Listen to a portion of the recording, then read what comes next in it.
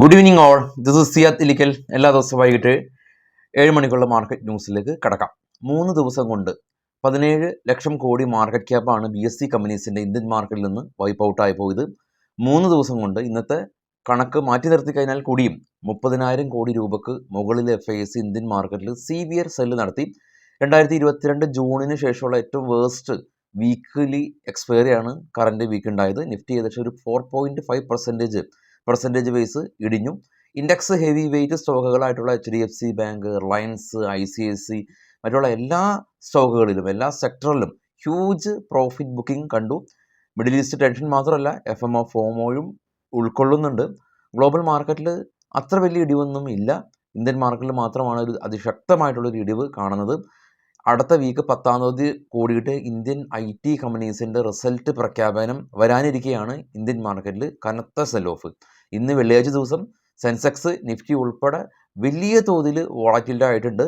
അപ്പോൾ ഇന്നത്തെ ട്രേഡിങ്ങിൻ്റെ വളരെയധികം ക്രൂഷ്യൽ ആയി കാണണം ഓപ്ഷൻ ബയേഴ്സിനും സെല്ലേഴ്സിനും ഈവൻ ഇക്വിറ്റി ഇൻട്രാഡേ ട്രേഡേഴ്സിനും എല്ലാം തന്നെ പിടികിട്ടാത്ത രീതിയിൽ വലിയ വോളറ്റൈൽ മാർക്കറ്റാണ് ഇന്ന് ഉണ്ടായിട്ടുള്ളത്. വെറുതെ അല്ല, വിക്സ് കഴിഞ്ഞ ദിവസം 7% സ്പൈക്ക് ആയിട്ടുള്ളത്. നിഫ്റ്റിയുടെ ചാർട്ട് നമുക്ക് ആദ്യം ഒന്ന് പരിശോധിക്കാം. നിഫ്റ്റിയുടെ ചാർട്ടിൽ കാണാം എന്തുമാത്രം വോളറ്റിലിറ്റിയാണ് നിഫ്റ്റി ഉണ്ടാക്കിയിട്ടുള്ളത്. മാർക്കറ്റ് ഒരു ഫ്ലാറ്റായ രീതിയിൽ വ്യാപാരം അവസാനിപ്പിച്ചു. പതിയെ റൈസ് ചെയ്ത് 25,500 പരിസരത്ത് റെസിസ്റ്റൻസ് ഫേസ് ചെയ്തു. പിന്നീട് അതായത് മാർക്കറ്റിൽ ആദ്യ ഹാഫിൽ നമ്മൾ വിചാരിച്ചു വീണ്ടും പ്രതാപകാലം തിരിച്ചു വന്നു. എന്നാൽ ഒരു സഡൻ ഫോളോ ആയി വീണ്ടും സീവിയർ സെൽ ഓഫാണ് കണ്ടത്. കാണാം ചാർട്ടിൽ ഇന്ന് കനത്ത selling. MNM 3.5%, Bajaj finance 2.5%, Asian paint, Nestle, BPCL തുടങ്ങിയ കമ്പനീസാണ് ഇടിവ് രേഖപ്പെടുത്തിയത്. അപ്പോൾ BPCL ഇന്നലെയും ഇടിഞ്ഞിരുന്നു, ഇന്നും ഇടിഞ്ഞു. ഏഷ്യൻ പെയിൻറ്റ് ഇന്നലെയും ഇടിഞ്ഞിരുന്നു, ഇന്നും ശക്തമായിട്ടുള്ള ഇടിവ് രേഖപ്പെടുത്തി. Infosys, ONGC, HDFC life, Tata Motors, Wipro തുടങ്ങിയ സ്റ്റോക്കുകൾ മാത്രമാണ് പേരിന് മാത്രം പോസിറ്റീവിൽ ക്ലോസ് ചെയ്യാനായിട്ട് പറ്റിയിട്ടുള്ളത്. ഇനി നമുക്ക് ഗ്ലോബൽ മാർക്കറ്റ് എന്ന് പരിശോധിക്കാം. ഏറ്റവും താഴെ ഇപ്പോൾ ട്രേഡ് ചെയ്യുന്ന യൂറോപ്യൻ മാർക്കറ്റ് പോസിറ്റീവാണ് വിത്ത് മിക്സ്ഡ് സെൻറ്റിമെൻറ്റ്സ് ആണ്. ഇന്ത്യ വിക്സ് ഇന്നും 6% സ്പൈക്ക് ചെയ്ത് 14. ഡോ ഫ്യൂച്ചർ പോസിറ്റീവായിട്ടും ഇപ്പോൾ ട്രേഡ് ചെയ്യുന്ന അല്ലെങ്കിൽ ക്ലോസ് ആയിട്ടുള്ള എല്ലാ ഏഷ്യൻ മാർക്കറ്റും പോസിറ്റീവായ രീതിയിലും ക്ലോസ് നടത്തിയിട്ടുണ്ട്. അപ്പോൾ ഇന്ത്യൻ മാർക്കറ്റിലാണ് വലിയ പ്രശ്നങ്ങളുള്ളത്, വലിയ സിവിയർ സെൽ ഓഫ് ഉള്ളത്. കഴിഞ്ഞ ദിവസങ്ങളെല്ലാം തന്നെ നമ്മൾ കണ്ടതുപോലെ തന്നെ ഇന്ത്യയിൽ നിന്ന് FIS, FPS ഫണ്ടെല്ലാം തന്നെ ചൈനയിലേക്ക് വക മാറ്റുന്നു എന്നുള്ള ഒരു കാര്യമാണ് കുറച്ചും കൂടി ഗുരുതരമായിട്ടുള്ളത്. FISൻ്റെ ഭാഗത്തു നിന്നുള്ള സിവിയർ പ്രോഫിറ്റ് ബുക്കിംഗ്, അവർ പ്രോഫിറ്റ് ബുക്കിങ്ങും ഫണ്ട് വകമാറ്റലൊക്കെയാണ് വലിയ പ്രശ്നങ്ങൾക്ക് ഇത്തവണ സാക്ഷ്യം വഹിച്ചത്. അതിൻ്റെ കൂടെ തന്നെ എഴുതിയിൽ എണ്ണ എന്ന് പറഞ്ഞ പോലെ ഈ FNO ആയിട്ട് ബന്ധപ്പെട്ടുള്ള കറപ്സും മിഡിൽ ഈസ്റ്റ് ടെൻഷൻസും എല്ലാം തന്നെ നിലനിൽക്കുന്നുണ്ട്. പൊതുവേ Indian market all time high ആയിരുന്നു. അപ്പോൾ പാനിക് സെല്ലിങ് റീറ്റെയിലേഴ്സിൻ്റെ ഭാഗത്ത് നിന്ന് അതിശക്തമായിട്ട് തന്നെയുണ്ട്.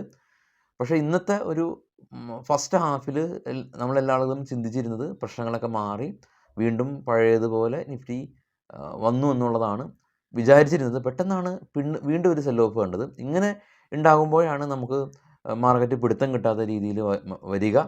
അപ്പോൾ ഇങ്ങനെ തന്നെയാണ് മാർക്കറ്റ്. ഇപ്പോൾ ഇന്നലെ ഒരു സുഹൃത്ത് കമൻറ്റ് ചെയ്ത പോലെ തന്നെ ഇത് ആദ്യമായിട്ടല്ല മാർക്കറ്റ് ഇങ്ങനെയൊക്കെ ബിഹേവ് ചെയ്യുന്നത്. നമ്മൾ കണ്ടിട്ടുണ്ട് ഇതുപോലെയുള്ള മാർക്കറ്റിലുള്ള പല ചാഞ്ചാട്ടങ്ങളും. സിനിമയിൽ പറയുന്ന പോലെ തന്നെ ഇതിലും വലിയ കാര്യങ്ങളെല്ലാം തന്നെ കണ്ട് ശീലിച്ച ആളുകളാണ് അറ്റ്ലീസ്റ്റ് നമ്മളെ ഒരു ന്യൂസ് കാണുന്ന ആളുകൾ.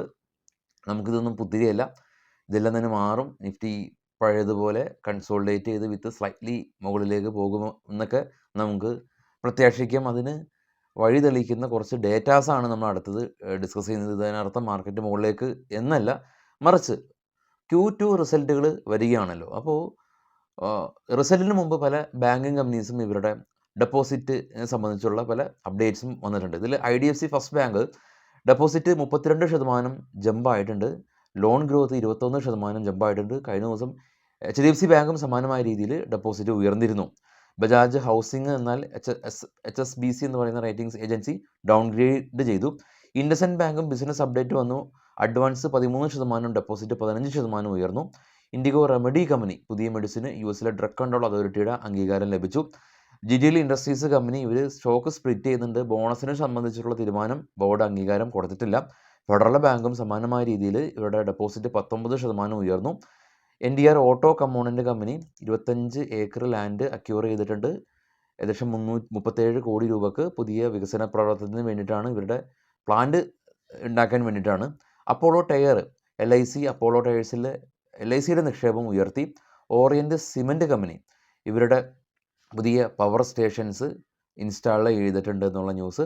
Garden retail ship builders company 226 കോടി രൂപയുടെ ഓർഡർ ലഭിച്ചു. അപ്പോൾ ഹയർ റേഞ്ചിൽ കയറിയിരിക്കുന്ന HAL, garden ship, Cochin ship yard എന്ന തുടങ്ങിയ കമ്പനീസ് എന്താണ് ഇടിവെട്ട് ഏറ്റവനെ പാമ്പ് കടിച്ചെന്നുള്ള അവസ്ഥയിലാണ്. ഇത്തരം ഡിഫൻസ് സ്റ്റോക്കുകൾ ഹയർ റേഞ്ചിൽ കയറിയിരിക്കുന്ന ആളുകൾ ഇനി അത് വെച്ചിട്ട് ഇരിക്കേണ്ടതായിട്ടുള്ളതുണ്ട്. എങ്കിൽ കൂടി ഇതുപോലുള്ള ന്യൂസുകൾ, ഓർഡർ കിട്ടിയ ന്യൂസുകളെല്ലാം തന്നെ കുറച്ച് പോസിറ്റിവിറ്റി ഉണ്ടാക്കിയേക്കാം. ബജാജ് ഫിൻസർവ് റിസൾട്ട് ഒക്ടോബർ 23-ന്. വണ്ടർല ഹോളിഡേയ്സ് ചിറ്റിലപ്പള്ളി ഗ്രൂപ്പിൻ്റെ കമ്പനിയാണ്. ഇവർ ഫണ്ട് റൈസ് ചെയ്യുന്നുണ്ട് എന്നുള്ള ന്യൂസ്. 800 കോടി രൂപയാണ് ഫണ്ട് റൈസ് ചെയ്യുന്നത്. ലിൻഡെ ഇന്ത്യ കമ്പനി ഇവരുടെ കസ്റ്റമർ ബേസ് ഇന്ത്യയിൽ ഉടനീളം ഇവർ എക്സ്പാൻഡ് ചെയ്യാനായിട്ട് കമ്പനി തീരുമാനിച്ചു. ടാറ്റ മോട്ടോഴ്സ് ഇന്ന് ഗ്രീനിൽ ക്ലോസ് ചെയ്ത ഓട്ടോ സെക്ടറിൽ നിന്നുള്ളൊരു കമ്പനിയാണ്. മാരുതി എല്ലാം തുടങ്ങിയ കമ്പനീസ് ഈ ഒരു വീക്ക് ഏകദേശം 7% മാരുതി, ഹീറോ മോട്ടോകോർപ്പൊക്കെ വീക്കിലെ അടിസ്ഥാനത്തിൽ ഇടിവ് രേഖപ്പെടുത്തിയത്. ടാറ്റ മോട്ടോഴ്സ് ഇവരുടെ GLRൻ്റെ സെയിൽസ് 8,125 യൂണിറ്റിൽ നിന്ന് 10,807 കോടിയല്ല യൂണിറ്റിലേക്ക് ഉയർത്താൻ പറ്റിയിട്ടുണ്ട്. SH കേൽക്കർ കമ്പനി ഇവർ 17% ബിസിനസ് ഗ്രോത്ത് ഇവർ റിപ്പോർട്ട് ചെയ്തു. SH കേൽക്കർ നിഫ്റ്റി ശക്തമായിട്ട് ഇടിഞ്ഞെങ്കിൽ കൂടിയും പോസിറ്റീവ് ലെവൽ ക്ലോസ് ചെയ്യാനായിട്ട് സാധിച്ചിട്ടുണ്ട്. അപ്പോൾ നിഫ്റ്റിയുടെ പ്രധാന മൂവിങ് ആവറേജും മറ്റുള്ള കാര്യങ്ങളെല്ലാം തന്നെ വലിയൊരു സെൽ ഓഫാണ് കണ്ടത്. 26,300 നിന്ന് നിഫ്റ്റി ഇപ്പോൾ വലിയ തോതിൽ ഇപ്പോൾ ഈ ഒരു ആഴ്ച തന്നെ 4.5% ഏറെ ഇടിവ് രേഖപ്പെടുത്തിയ ഒരു അവസ്ഥയാണ് നിഫ്റ്റി ഉള്ളത്. നിഫ്റ്റി മാത്രമല്ല, സെൻസെക്സും മറ്റുള്ള എല്ലാ ഇൻഡെക്സും ഈ ഒരു രീതിയിലാണ് ഉള്ളത്. അപ്പോൾ ഇപ്പോൾ കാണാൻ പറ്റുന്ന അല്ലെങ്കിൽ നമുക്ക് പോസിറ്റീവ് ആണെന്ന് തോന്നുന്ന ഒരു കാര്യം, ഇപ്പോൾ ട്രേഡ് ചെയ്യുന്ന ഗ്ലോബൽ മാർക്കറ്റിൽ പ്രശ്നങ്ങളൊന്നും ഇല്ല എന്നുള്ളതാണ്. ഇപ്പോൾ ഗ്ലോബൽ മാർക്കറ്റിൽ പ്രശ്നങ്ങൾ ഇല്ലാതിരിക്കെ ഇന്ത്യൻ മാർക്കറ്റിൽ ഉണ്ടാകുന്ന ആ ഒരു ഇടിവിന് ഒരു പരിധിയുണ്ട്. കാരണം ഗ്ലോബൽ മാർക്കറ്റ് മുകളിലേക്ക് പോകുന്ന സമയത്ത് ഇന്ത്യൻ മാർക്കറ്റ് അതിൽ പാർട്ടിസിപ്പേറ്റ് ചെയ്യപ്പെടുകയാണ് ചെയ്യാറ്. കാരണം ഗ്ലോബൽ മാർക്കറ്റിനെ വളരെ വലിയ തോതിൽ ഫോളോ ചെയ്യുന്ന മാർക്കറ്റാണ് ഇന്ത്യൻ മാർക്കറ്റ്, എസ്പെഷ്യലി US മാർക്കറ്റിന്. അപ്പോൾ US മാർക്കറ്റിൽ എന്തെങ്കിലും ഒരു ശക്തമായ ഇടിവ് ഉണ്ടാകുമ്പോഴാണ് നമുക്കൊരു അലാമിംഗ് ആയിട്ടുള്ള ഒരു അവസ്ഥ വരുന്നത്. അപ്പോൾ ഇപ്പോൾ ട്രേഡ് ചെയ്യുന്ന US ഫ്യൂച്ചറും ഇപ്പോൾ ട്രേഡ് ചെയ്യുന്ന യൂറോപ്യൻ മാർക്കറ്റും പോസിറ്റീവാണ്.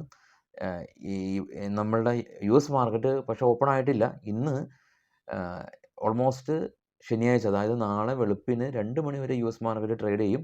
US-ൽ നിന്ന് ജോബ് ഡേറ്റയൊക്കെ വരാനിരിക്കുന്ന വലിയ ഈവൻ്റുള്ള ഒരു ദിവസമാണ് ഇന്ന്. വളരെ ക്രൂഷ്യലാണ്. ഒരുപാട് ആളുകൾ പൊസിഷൻസൊക്കെ ഹോൾഡ് ചെയ്തിട്ടുണ്ട്. അപ്പോൾ അതൊക്കെ ഇന്നത്തെ US മാർക്കറ്റിൻ്റെ ഒരു അവസ്ഥ അനുസരിച്ചാണ് ഉണ്ടാവുക. പക്ഷേ ഞായറാഴ്ച നമുക്ക് മാർക്കറ്റ് ഔട്ട്ലുക്കായിട്ട് എത്താം. എല്ലാവർക്കും ശുഭദിനം നേരുന്നു. Thank you.